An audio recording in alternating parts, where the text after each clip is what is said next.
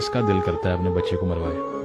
ٹھیک ہے, اختر مینگل نے کہا تھا کہ بلوچ مائیں میرے پاس آ کے کہتی ہیں ہمارے بچوں کو نہ پڑھاؤ کیونکہ وہ اپنے رائٹس مانگے گا, سمجھ جائے گا. تو تعلیم جو ہے وہ یہ باتیں آپ کو سکھا دیتی ہے. اور یہ ایک چیز مجھے QLF کی یاد آ گئی, ابھی ریسنٹلی کسی نے بتائی ہے کہ Balochistan is the only place in Pakistan جہاں ایک دن میں 70 لاکھ کی کتاب خریدی گئی ہے. 7 ملین روپیز. اتنا زیادہ انٹرسٹ ہے بلوچ کو پڑھنے میں. اور میں نے جس یونیورسٹی میں گیا ہوں, میں نے بلوچ کے آدمی کتاب دیکھی اور سب سے بہترین سوال وہ کر رہا ہے اس میں. یہ ہے پوٹینشیل. لیکن یہی ہے کہ یہ جو شعور میں نے دیکھا ہے, جو آپ نے دیکھا ہے, بالکل میں وٹنس ہوں اس کا.